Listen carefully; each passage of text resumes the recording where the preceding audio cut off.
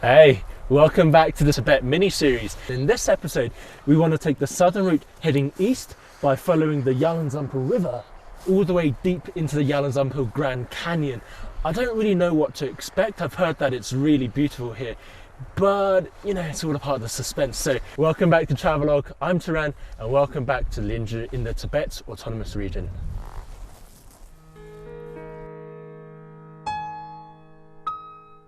You might not have heard of it before, but the Yarlung Tsangpo Grand Canyon is justly named. At over 500 kilometers long, it's bigger than its famous American cousin, and is quite possibly the largest and deepest canyon in the world. So you can't blame me for wanting to explore it.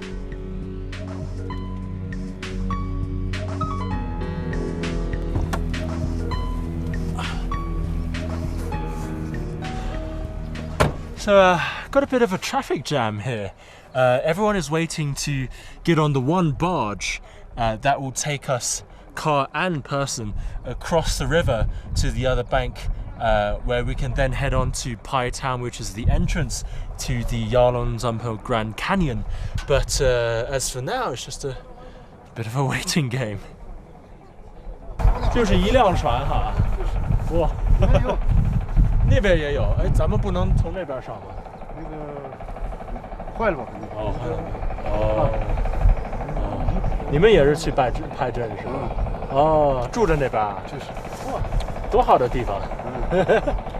那咱们得等很久吗？不用等，一定不用等，1个小时。吃饭了吗？吃饭了就行了，要不然咱们得，哎呀，等着都饿坏了。Guess we just wait. Might as well take a seat. Wait for the boat to come.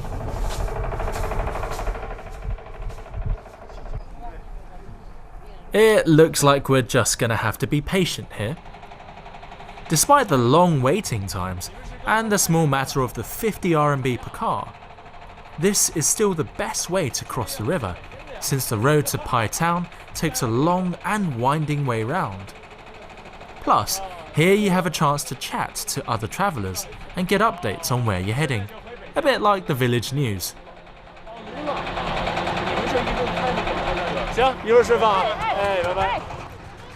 Finally, we're inching along. Earlier, I spoke to these locals sitting in the back of the tractor, and they told me they're returning to Pai after completing their pilgrimage to Benru Mountain. They might not have had the best of conditions on the road, but that hasn't made them any less pious.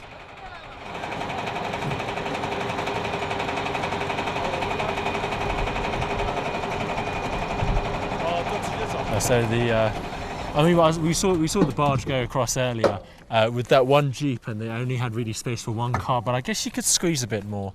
We are probably next in line, so we should get back onto the car soon.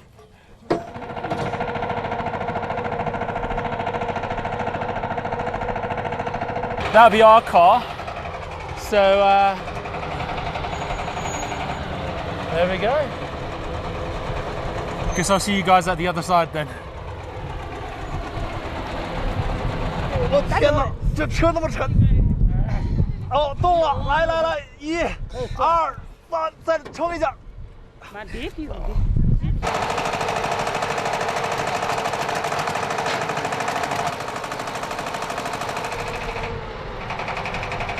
There we go. So despite it being easier these days to get across the river, you still have to put a lot of manual labor into getting the barge actually up and off the sandbank. But there we are. Just in a matter of a couple minutes, we'll be on the other side and well on our way to Pai Town.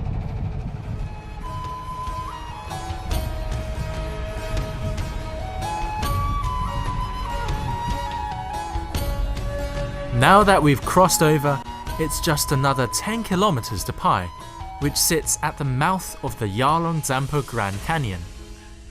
It's an important tourist hub for all the nearby scenic spots, and is itself quite popular in spring, thanks to its peach blossoms.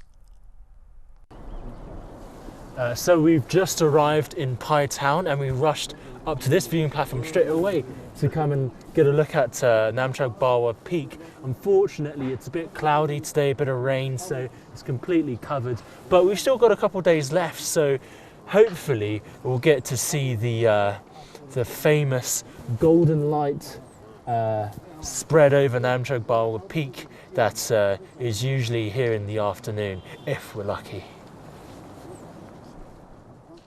Besides being the eastern anchor of the Himalayas, Namcha Barwa also essentially holds together the Eurasian and Indian plates. It's sacred to the locals, who must only speak the truth when in front of it. Right, arrived in Paitao at last. Looks like the weather's taken a bit of a turn for the worse. It looks like it's going to start raining soon. So the first thing we got to do is grab all of our luggage and get into the hotel. So we booked ahead and found this international hostel over here. That's a part of the YHA and apparently it has some English. So gonna check out what the environment's gonna be like for the next couple of days. This is really heavy. Here we go. Merci.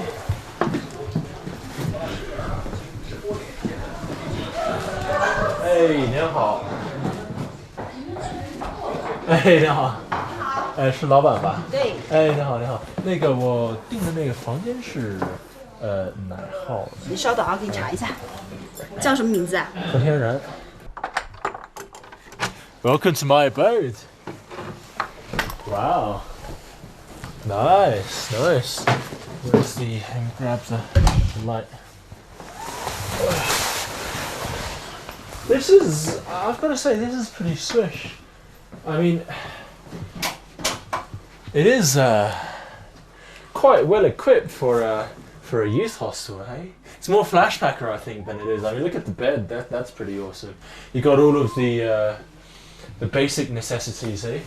And the bathroom looks pretty good. Pretty good. All right. Okay, so I'm gonna go and get all my stuff out, and I'll see you guys later. Yes, thank you, thank you, thank you. There we go. All right, see you guys in a bit. After I was done freshening up, I bumped into a backpacker worker here. 哎，你刚才说是你来这儿多久了呀1个月， ？1个月，你是来实习了还是？就是做义工，然后顺便拍个纪录片。是吧？啊，对。你在大学学的什么呀？我在大学学的广播电视编导。哦，然后就过来正好旅游，然后呢，工作也完成了，是吧？对对对。咱们现在为什么得烧柴火？因为就是派镇这边它就是电，它经常不稳定，因为它都从81台那个接过来的，所以这个取暖啊，或者是这个烧水，一般还是借助这个要柴。哇，那就等于是咱们晚上可以洗热水澡，可早上就洗不了热水澡了。对，早上就不行，只能晚上。算了。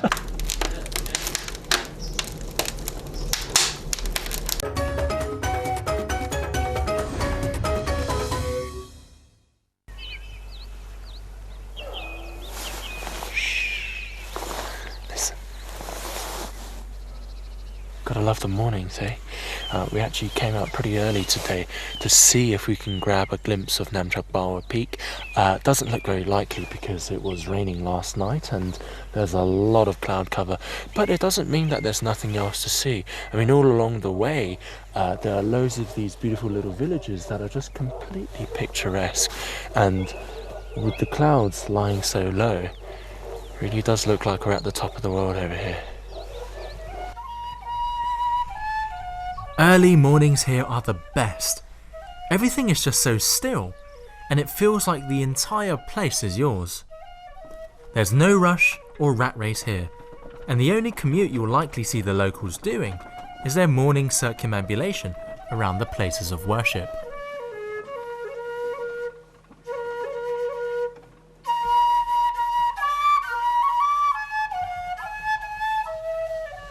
we got really excited for a moment there. We were filming the fields beneath, and then suddenly the clouds above started parting. They started rolling down the hill, and we could see the outline of a snow-capped mountain, and we all started shouting. We were like, "Oh my God, it's Namcha Barwa Peak!" And we were waiting there with cameras ready. Our eyes weren't even blinking, and it looked incredible. It was as if, the peak suddenly arose out of the clouds. And then a farmer passed by and he said, no, you got it wrong. That's not Namcha Barwa Peak. Namcha Barwa Peak is over there. That is Nala Mountain. So yeah, that was a bit of a downer, but still, mountains are mountains, it was still gorgeous. We just hope that we get the same kind of luck up at the viewing platform from Namcha Barwa. One of the better places for mountain viewing is the photogenic Sorsong village, nestled up on the cliffs.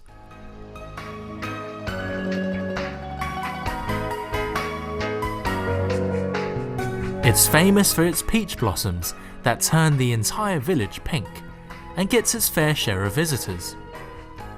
Thankfully, Sorsong hasn't turned into a tourist boomtown, so you can still experience authentic sleepy Tibetan village life while you soak in the views.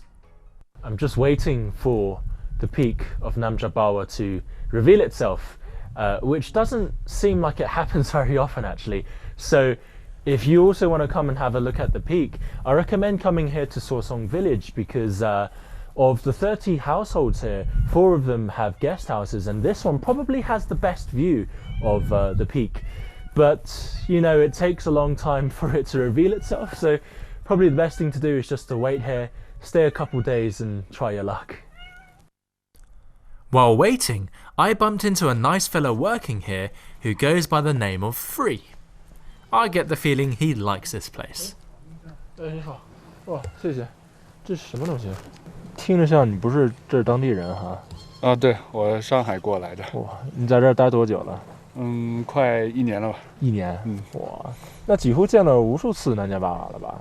对，很多次了。一般什么时候哪个季节最好？如果是像傍晚日照金山的话，一般都是在冬天，深秋的时候，都会比较漂亮的。那我们这个季节呢？现在这个季节的话，因为春天的时候雨水比较多嘛，相对看到的几率会小一些。I hate to say it, but I think we're just flat out of luck. I guess maybe I'm not pious enough. They say that Namcha Barwa only reveals itself to people who are pure of heart. I guess I'm not. More likely it's an issue with the weather, but you can only really wait so long. Alas, it's time for us to cut our losses and continue on to the Yarlung Tsangpo Grand Canyon proper.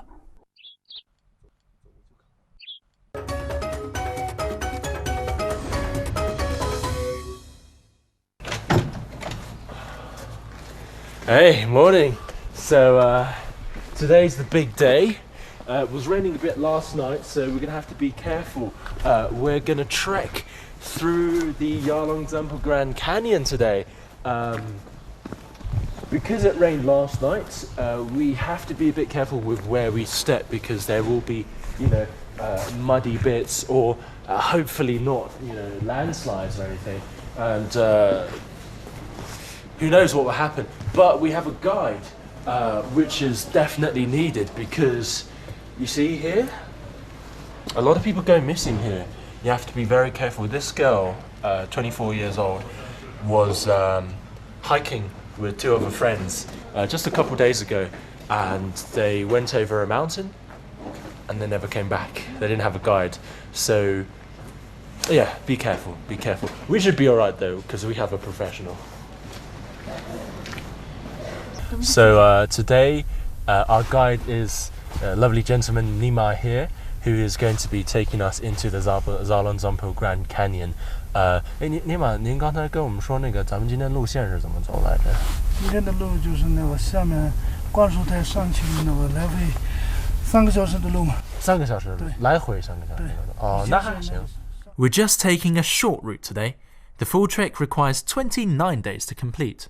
Yeah, I don't think I really have the energy to walk for 29 days to go all the way inside the Grand Canyon. Also, we haven't brought any tents or anything. We just want to go in a little bit and see what's there, and then live to tell the tale, really. The road leading in is narrow and rocky, so I'd recommend both a local guide and driver who know the lay of the land. Your guest house will be able to put you in touch with the right people.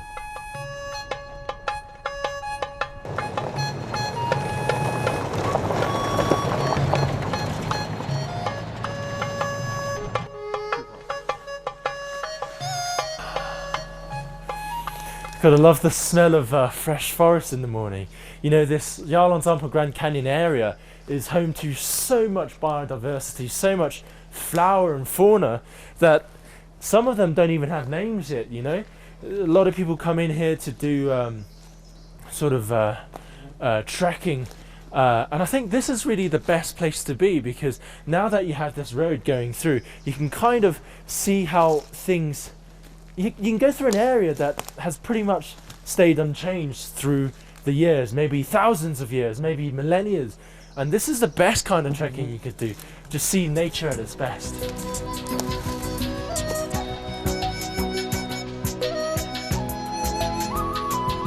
Moving on, we're heading to the tiny village of Jiala, more of an outpost than a settlement, where we'll begin the trek proper. Our actual route is over there, but we have to stop here, make a small detour, because there's something really fascinating here. This is the Yarlung Tsangpo River, and across it is a lamasery, and above a very sacred waterfall where spirits are supposed to go after they die. But first you cross this river with this boat, and it's exactly like crossing the River Styx.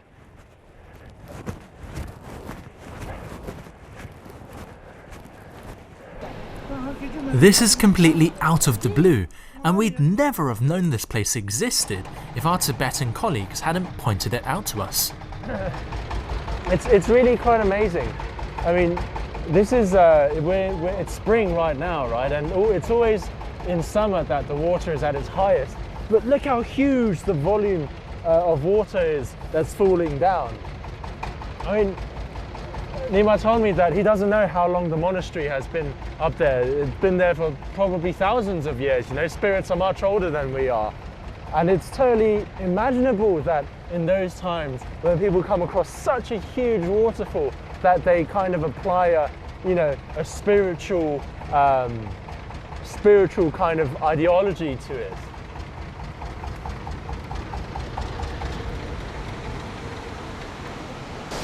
Nima says the god of death lives here, and pilgrims from all across Tibet come here to meet him and pray for a better afterlife.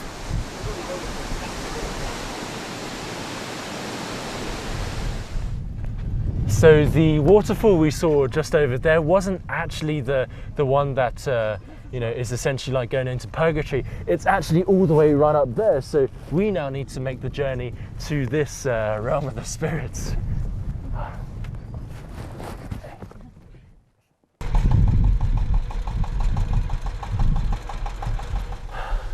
It was a bit of a tiring climb, it's fine.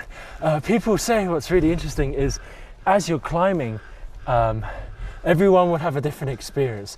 Some people will see maybe spirits, some might see a rainbow, and in fact one of our team already saw a rainbow when none of us saw a rainbow. But apparently, what you're thinking in your heart comes out. So along the way up, I don't know what I'll see. I'll probably see some food because I'm really hungry, but have to experience it myself.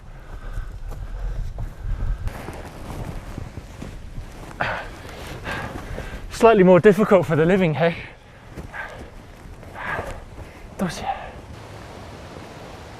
Wow.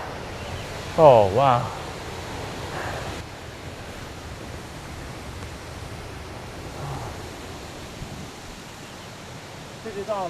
I find this place to be a massive culture shock. In the Western Hemisphere, the idea of trespassing on the domain of the god of death would send most people running for the hills.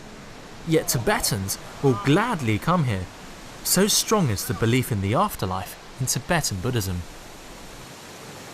I mean, if you look at the waterfall now, it might not seem as impressive as some other waterfalls you might have seen in your life. But Nima told me earlier that back in the days, this was a long time ago, and during summer when water's at its fullest, the waterfall would be so strong that standing here, even back over there, you would feel the entire earth trembling beneath your feet. And standing here, the water would be splashing onto your face, and there would be a cloud of mist from the force of the water falling on the rocks below. And I guess for them, it was a bit like being blessed. Every time they were splashed by the water, perhaps it was them being blessed by this gatekeeper of the next world. And what I think is really interesting is if you look over there, the hole that the water comes out from is circular, and it looks like this. And to me, it looks very much like a door, exactly like a gateway to something else right over there.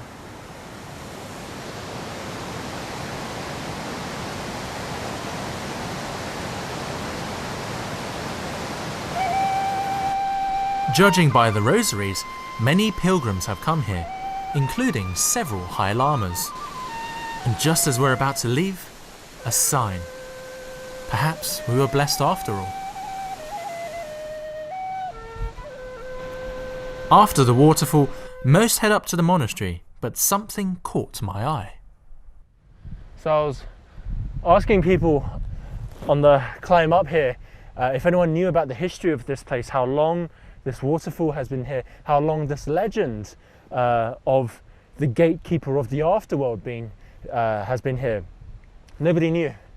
They couldn't tell me. They said it was too ancient, but they said there was this stone tablet up here that talks about this place's history. Unfortunately, no one can read this because all of this text is too ancient. So the mystery remains unsolved, and perhaps it never will be solved. As for us, we need to hurry back. The waves are getting too big, and we don't want to be stuck on this island of spirits. Right, we've eaten well, had our break. Now we have to go trekking. Can't take the cars anymore, we have to leave them here at Yara village. And now it's just that way.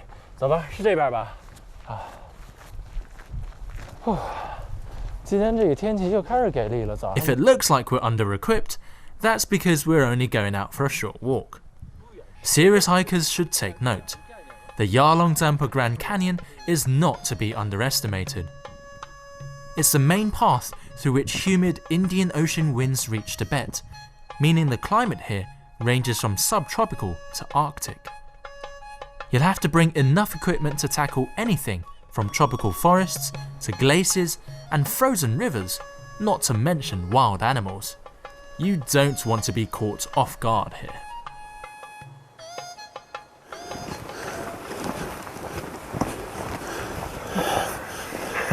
Couple of our crew are a bit lost.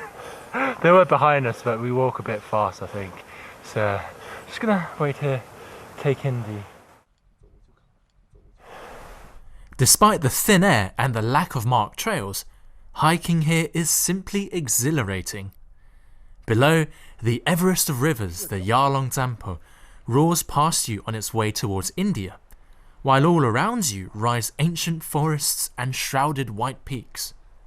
Remember that you're trekking through the habitat of many undisturbed and possibly unknown species of animals and plants, and you'll realise that this place is perhaps one of the world's last great wildernesses.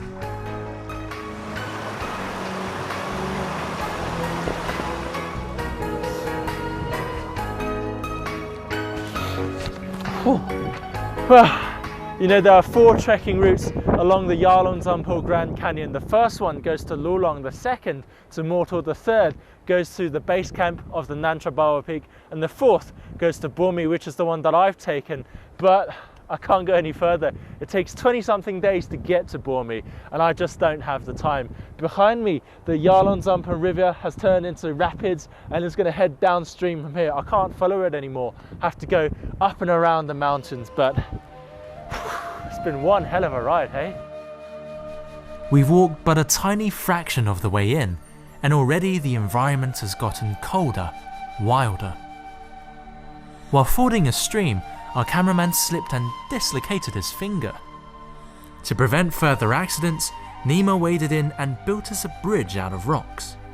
It's exactly this sort of genuine kindness that symbolizes the people of Tibet.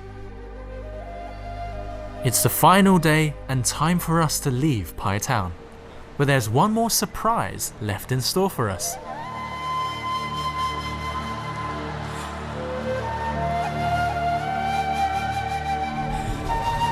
What can I say? 4 days. 4 days we have stayed here to wait for this. And finally, on the final day before we leave, Namcha Barwa shows itself. I mean, it's immense, isn't it? And we're just standing here. It feels like I'm being overpowered by the sheer force of the mountain. But wow, I mean, we got it in the end. It has been an incredible journey, and our destination is right in front of our eyes. I'm so happy. Everything is complete, 100%. And I hope you've enjoyed watching this journey as much as I have making it. I'm Tianran, and you've been watching Travelogue.